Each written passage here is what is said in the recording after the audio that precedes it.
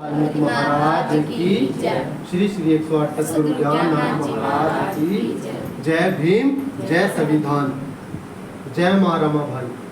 आप लोग इन्होंने जाना कौन कौन है, कौन कौन जाने ने जानो आप लोग, ये कौन है और ये कौन है नहीं जानते हम लोग। अगर आज आप अच्छे कपड़े पहन रहे हो तो किसकी बदौलत था? बाबा साहब की बदौलत था। जब तक बाबा साहब नहीं आया था आपके गले में अंडी लटके हुए रहती, आपका थूक भी जमीन पर गिरने नहीं दिया जाएगा था। इतनी नफरत थी आप लोगों से। आपको जानवर से इंसान बनाया किसना? बाबा साहब जी ने बनाया। लेकिन आज हम बाबा साहब जी ने नहीं पहचान रहे, उन्हें नहीं जान रहे। हमारे घरों में 33 करोड़ देवी देवते मिल जाएंगे, लेकिन बाबा साहब जी का चित्र नहीं मिलता। ये कौन? ये है माँ रमाबाई, जो बाबा साहब जी की पत्नी है। और इनका संघर्ष बाबा साहब से भी बड़ा। मैं बड़ा क्यों कह रहा? क्योंकि इनकी बदौलत ही बाबा साहब इतनी महान हस्ती बन गए। इनकी बदौलत, माँ रमाबाई की बदौलत बाबा साहब जी पढ़ लिख गए। माँ रमाबाई एक ही साड़ी में जीवन गुजार रही थी, पटी जिटी कपड़े पाका, कम खाना खाका, रूखा खाना खाका, मिर्चा खाना खाका जीवन गुजारा। और गोबर की फतियां बाद जी ने पढ़ाया माँ रमाबाई ना। आज कोई पत्नी त्याग कर देगी ऐसा? आज तो अगर पति काम पर जा रहा है 2 मिनट लेट हो जो तो औरत फोन खड़काना शुरू कर दिया। पड़ा रह गया था, क्या कर रहा था, नहीं करा ना, क्योंकि आज के समय में पति की इज्जत नहीं रह रही है। लेकिन बराबर का अधिकार दिया किसने? औरत से बोलने का अधिकार किसने दिया? उससे पहले के समझे थे पैर की जुत्ती समझे करते औरतें, तो किसने अधिकार दिया? बाबा साहब और माँ रमाबाई ना। ये अधिकार भी बाबा साहब ने दिया कि औरत अगर आज अपनी आवाज बुलंद कर रही है ना तो बाबा साहब जी की देन ना। लेकिन हमने बाबा साहब जी को समझे नहीं।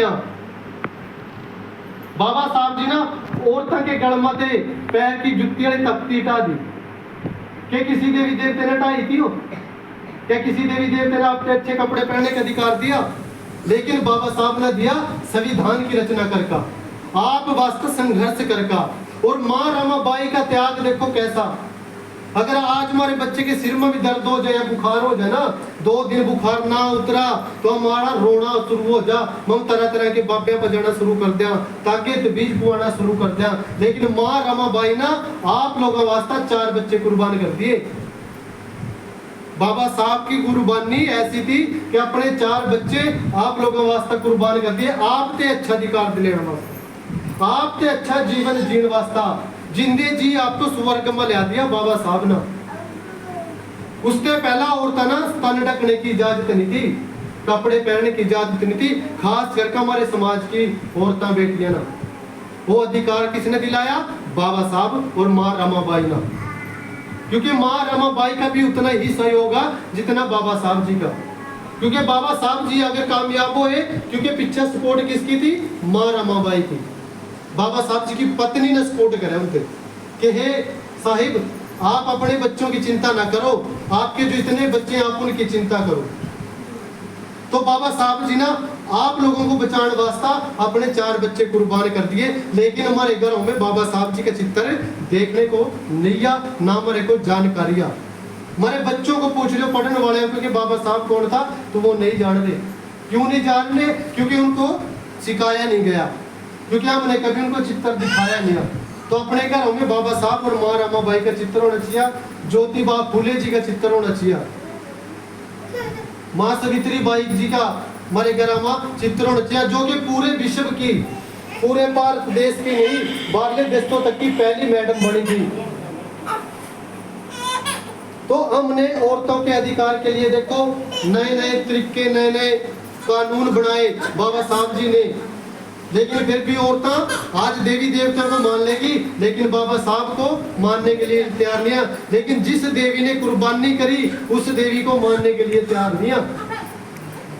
तो हमने सीखना, हमारे बच्चों को भी सिखाना, जो बोले सो निर्भय भगवान वाल्मीकि महाराज की जय भीम जय संविधान, जय भीम जय संविधान, जय माँ रमाबाई।